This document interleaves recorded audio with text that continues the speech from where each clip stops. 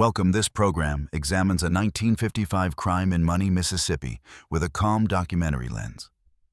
Viewer discretion for thematic content is advised. We will not show graphic images. Our purpose is to learn from the record, not to sensationalize it. 1955. Money, Mississippi. A country store on a quiet Delta road. An alleged whistle ambiguous, in sound absolute in consequence. A night drive begins, and the map contracts to a few names, a truck, and a decision that will scar a nation. What followed was not an accident of tempers. It was a macabre demonstration of order under Jim Crow, swift rehearsed and defended. For years, pieces of this story felt classified without the stamp. Facts were minimized, timelines blurred, and the words that mattered most were pushed into the margins. If you stay with us, you will hear what the archive actually preserves. The careful, unsentimental testimony of those who stood up when silence was safer, and why a witness who spoke once still haunts the Delta. Before the flashpoint, there was a fragile normal. Emmett Till was 14 summer laughter, Chicago confidence, a mother's firm tenderness. In the Delta, black families measured every glance, every syllable, because survival depended on reading rules that were written nowhere and enforced everywhere. That was the balance, a child discovering another part of America, a community walking the narrow ledge between work and danger. A counter, a rumor, and the air thickened with final warning energy. This is how things are. That phrase held the weight of law and the threat of night knocks. Under the cotton's quiet, the fuse was already burning. The story you're about to follow is not only what happened to a boy, it is how a system arranged the room so that truth would always be the last to enter. If rigorous source-based history matters to you, stay through the next minutes as we unpack the record, courthouse transcripts, press accounts, community memory without spectacle. Add your perspective in the comments, tell us where you're watching from, and share this episode so the public record remains public. Subscribe for more carefully researched Black history documentaries. Your engagement helps responsible storytelling reach the people who need it. The road to 1955 was paved long before a truck rolled into the dark. After emancipation, Mississippi rewrote control into law, black codes, vagrancy statutes, and the convict lease system that turned arrests into revenue. Courts became engines, sheriffs gatekeepers, juries mirrors of the local order. By mid-century, the machinery no longer needed spectacle to function. A complaint could be filed and disappear. A threat could be made and never be written down. A boy could arrive from Chicago into a legal climate where the unspeakable did not have to be spoken to be understood. Newspapers helped set the stage. Across the Delta, headlines carried a narrow vocabulary of disturbance, allegation, and order, restored, in which order meant silence and restored meant erased. Editorial pages did not openly demand terror. They merely affirmed custom, a word that cloaked hierarchy in civility. Sheriffs stood for photographs with a practiced calm that reassured some and warned others. Pastors preached restraint to congregations who already lived with it. Teachers taught history with gaps large enough to hide a truck. Economic pressure tightened the script. Landlords controlled not just rent, but seasons. Merchants extended credit and recalled it. Mills decided whose cotton moved and whose did not. A man who testified could lose his job. A woman who questioned a deputy could find her family's name sliding off the list for supplies. The rule book had few pages and many penalties. In such a climate, justice became a calculation: what truth is worth the rent? Which facts can you afford? The law promised neutrality, but selection did its work long before a trial. Who was deputized to knock on doors? Who received the first call? Whose statements were typed? Who waited in the hall? These were invisible verdicts delivered before voir dire. When the system later appeared to act quickly, arrests made a court-convened speed was not proof of fairness. It was a performance designed to reassure the audience that nothing fundamental had changed. Within this architecture, black parents taught a survival grammar. Look down, answer, softly, do not linger, do not run. Children learned geography by danger, rather than distance, safe porches, dangerous crossroads, fields you could cut through, and fields you could not. The so-called normal worked only when everyone accepted that one rumor could become a sentence. One accusation could trigger a chain older than any living sheriff. Against that backdrop, a city boy's confidence read to some as challenge, and a prank or a boast could be amplified into a final warning heard by men already primed to act. The pattern did not require a conspiracy memo stamped secret. It lived in courthouses, where certain names carried more credibility than others. In newsrooms, where some words never made it into print. In jury rooms, where reasonable doubt aligned neatly with social rank. The feeling of classified that later clings to this case comes from how completely ordinary tools forms headlines habits could hide extraordinary harm. When a system prefers quiet to truth, evidence starts to look like contraband. Folklore in the Delta recognized danger long before court records did. People read omens not in cards or bones, but in the weather of human behavior, cars that slowed without reason. A deputy's smile that didn't reach his eyes. A neighbor suddenly careful with greetings. Porch talk adjusted when an unfamiliar hat appeared at the end of the street. Mothers timed errands by the shadow line on the church steeple. Men who knew every ditch and ridge of the county chose long routes home whenever the air felt charged.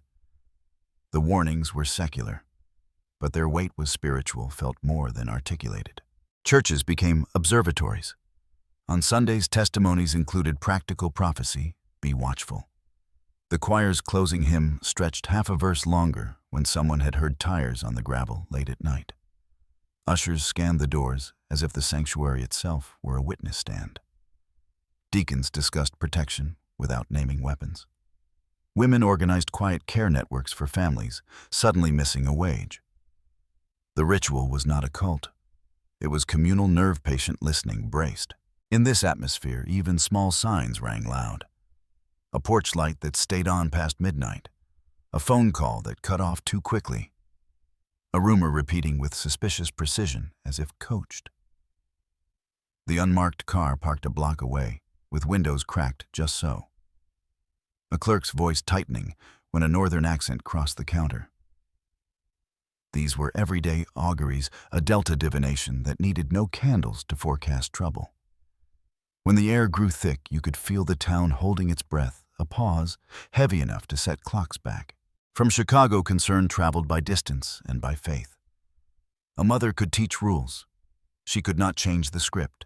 She measured safety by calls received by letters folded in a purse, by the simple trust that a boy would act with care. But caution competes poorly with a culture wired to interpret difference as disrespect. Northernese looked like provocation to men keen to defend a custom they called peace. In that sense, the tragedy did not begin at a counter. It began in the decision to equate dignity with danger. The press would later rush to the courthouse, and national leaders would issue statements, but long before microphones arrived, people in money knew which way the wind was turning. Conversations shortened at dusk.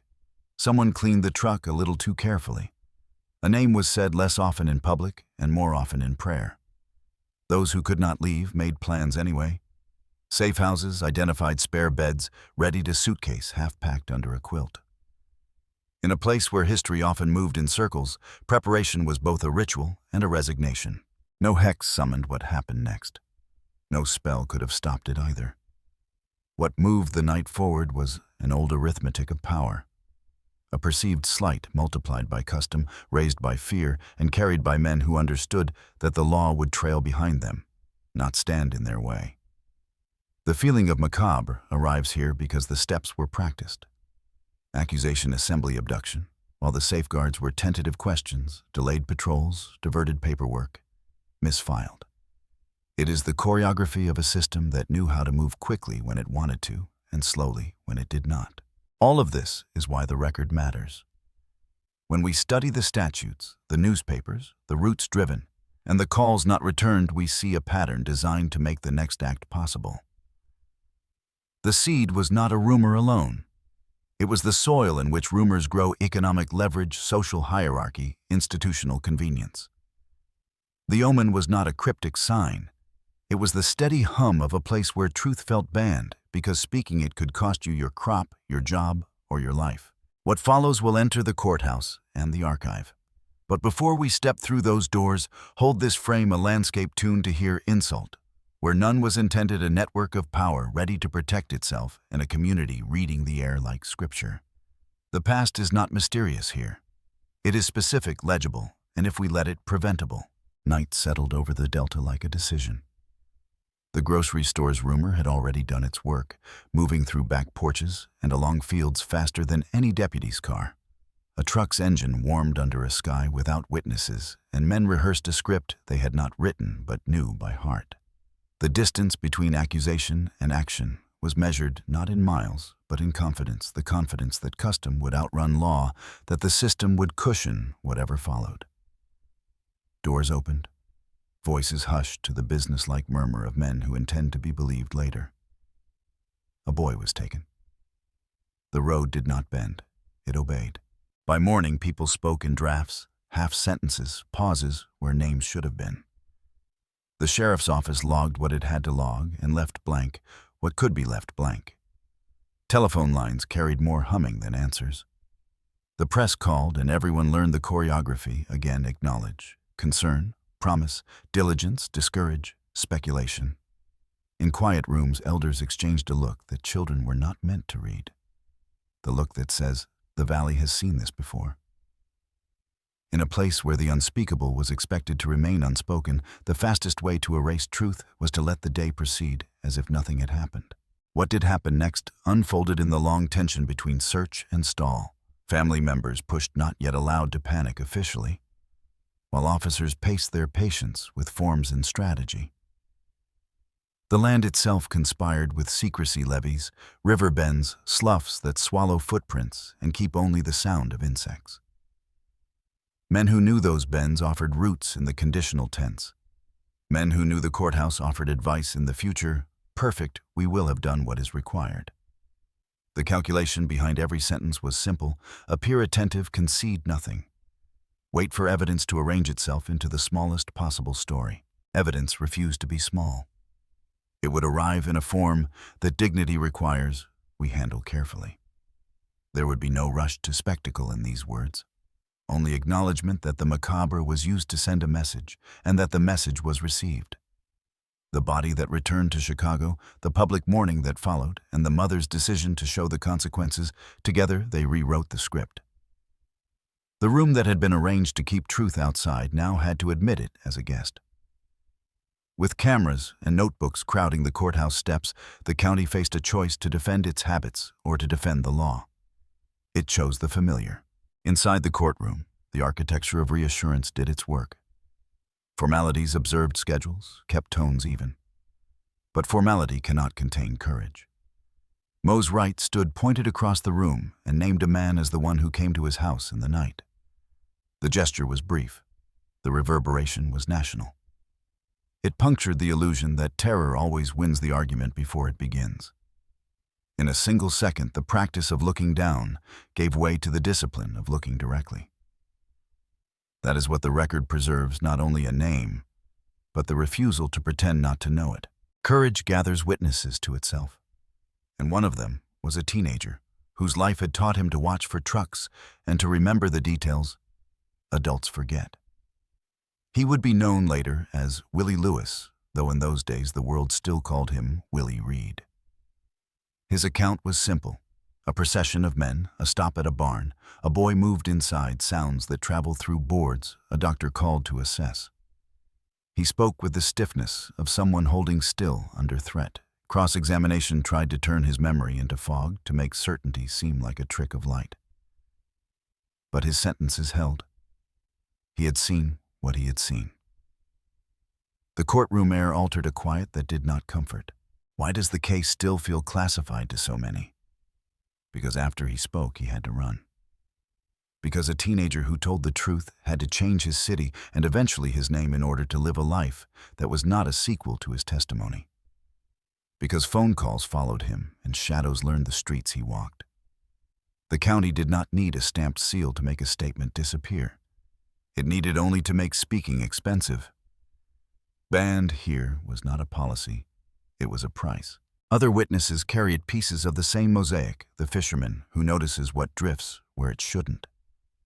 The passerby who recognizes a voice through a wall. The relative whose porch became the pivot point of a night. Their stories entered the transcript in narrow lines and left the building as weather.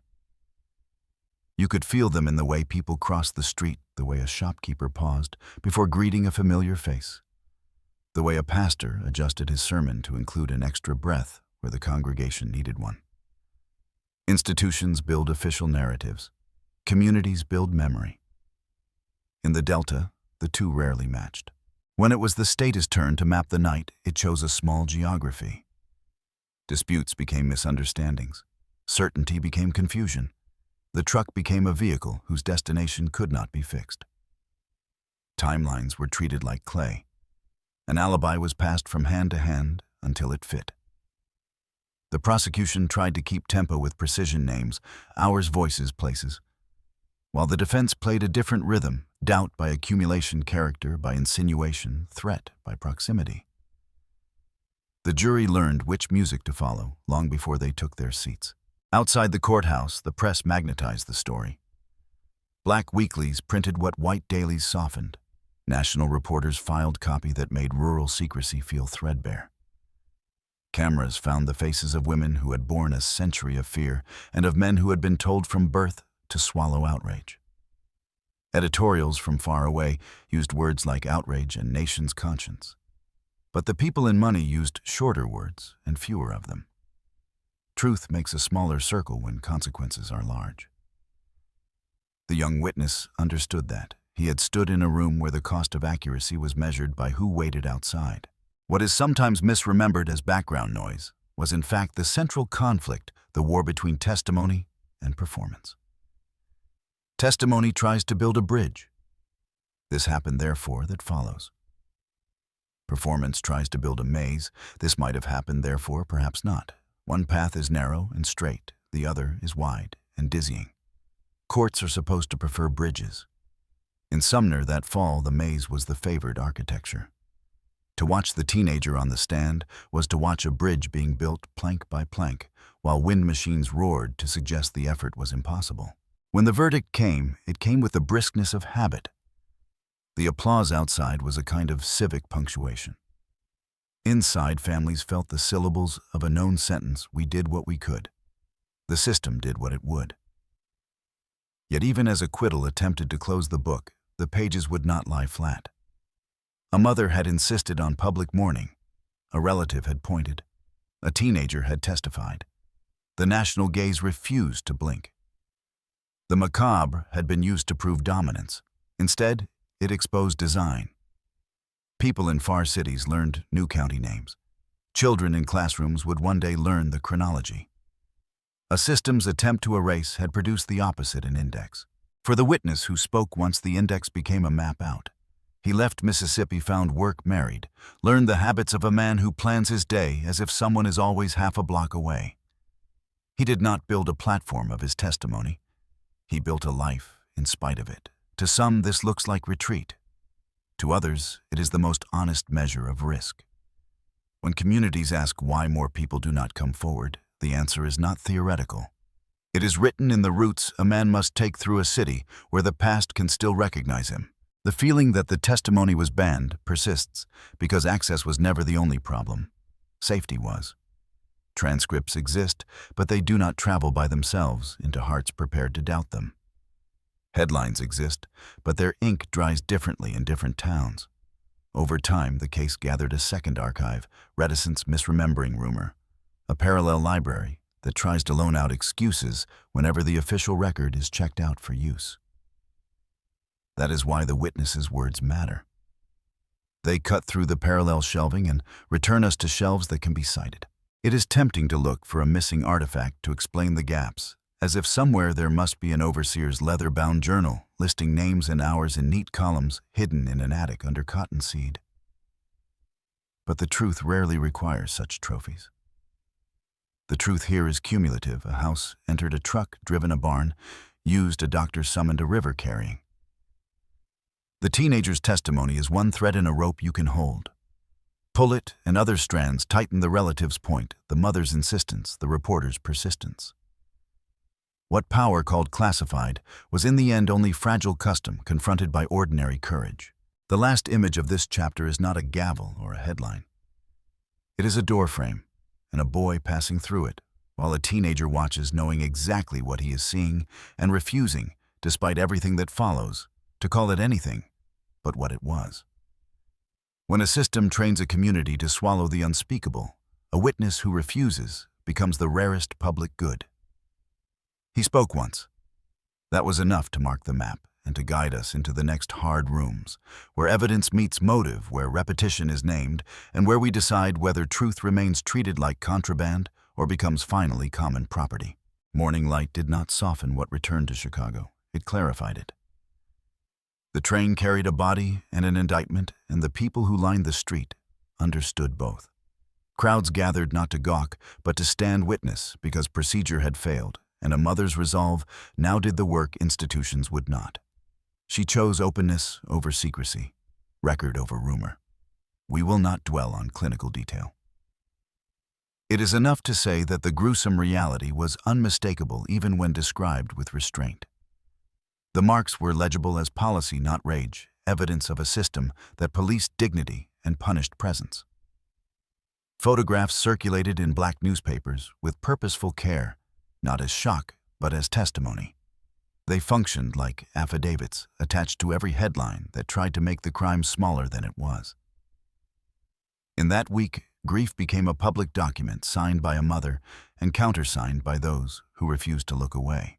In Mississippi, the official story tried to hold its shape.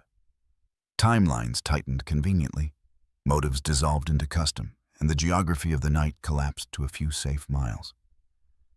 But the return to Chicago changed the jurisdiction of attention. What local power treated as containable became federal in spirit, if not yet in law. Church basements filled, union halls opened their doors. Students folded clippings into textbooks that had no space for this chapter. Editors who once buried similar cases in inside columns were forced to choose between irrelevance and accountability. The macabre had not been invited. It had been delivered, and euphemism curdled in its presence. A nation learned again that some crimes are not only committed, they are curated, staged as reminders of where power resides. The courthouse scenes unfolded within this widened gaze. On the surface ritual, the bailiffs call sworn oaths, the practiced rise and sit of counsel. Beneath a tremor would law finally hear what the community had said out loud at great cost. The prosecution stacked names, places, hours. The defense sliced them into doubt. Jurors kept faces, still a discipline learned as much from the town as from any judge. When the verdict arrived with the briskness of habit, it was more than a decision about evidence. It was a demonstration of jurisdiction over truth, over memory, over what a community would permit itself to know. The applause outside wrote the punctuation to a sentence the county had rehearsed for decades.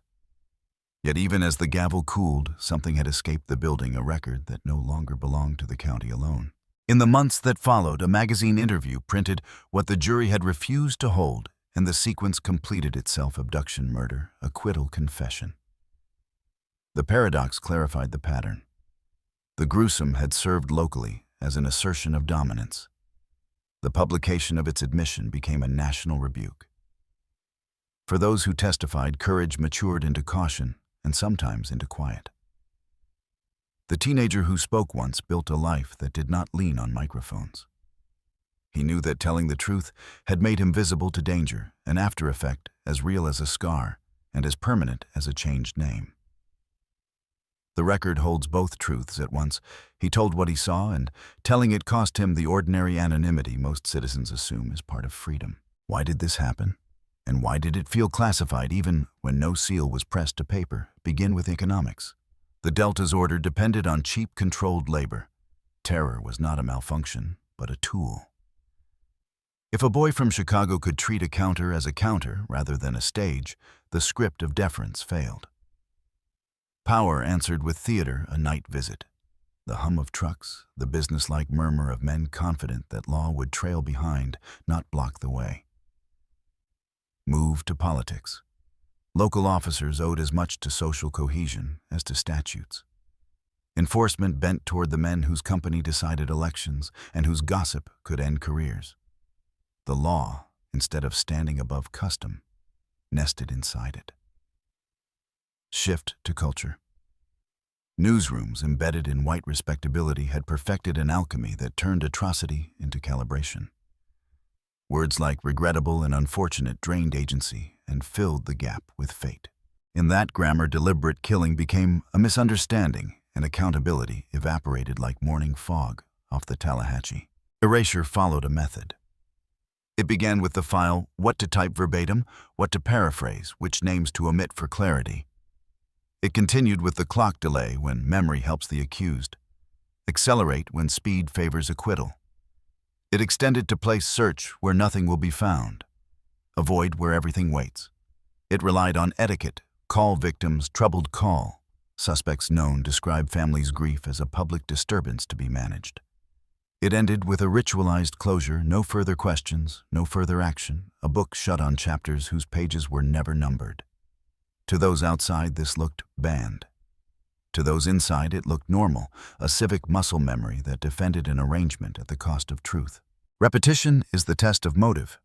Such events recur not because people forget pain, but because institutions remember how to protect themselves.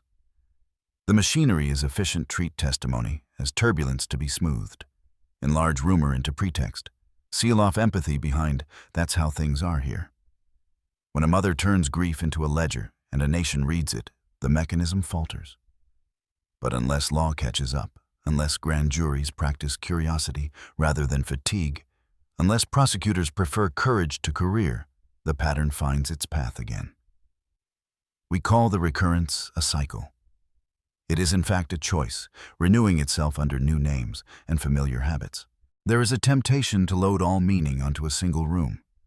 The church packed for farewell. The courtroom at verdict, the editorial office deciding whether to run a photograph. But the central revelation is distributed. It lives in routine the way a deputy fills a form, the way a clerk answers a phone, the way a reporter trims a quote, the way a neighbor chooses eyes or floor in greeting. The body in Chicago made denial impossible. The daily habits in Mississippi made accountability unlikely. To understand both is to understand why a witness's words could be treated like contraband in a nation that swears by speech. And yet evidence once public resists the vault. The mother's decision created an archive that teachers bring into classrooms and parents explain at kitchen tables. Markers may be defaced. They are also replaced. Photographs may be blurred. Their captions sharpen. The teenager's testimony may not trend. It endures. Each element reduces the surface where erasure can take hold. Each makes the next repetition harder to stage, the next euphemism harder to print. The record accretes. The maze loses corners. What then is the why that the verdict tried to bury? It is not a single cause, but a design, economic leverage joined to social hierarchy, enforced by custom, laundered by language, and buffered by institutions that prefer quiet to truth. Call it classified if you need a shorthand, not because someone stamped a folder, but because the truth has been treated as contraband whenever it threatened comfort. The macabre is not the point of this story. It is the signal. It points to the architecture beneath the deed, the routine beneath the outrage. Understanding that architecture is not despair, it is instruction.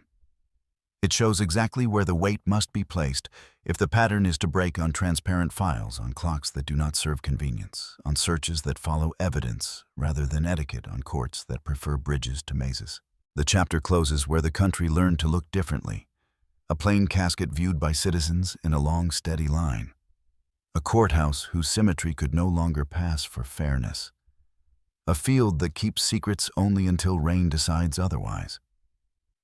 The question left on the table is not whether horror occurred that is settled.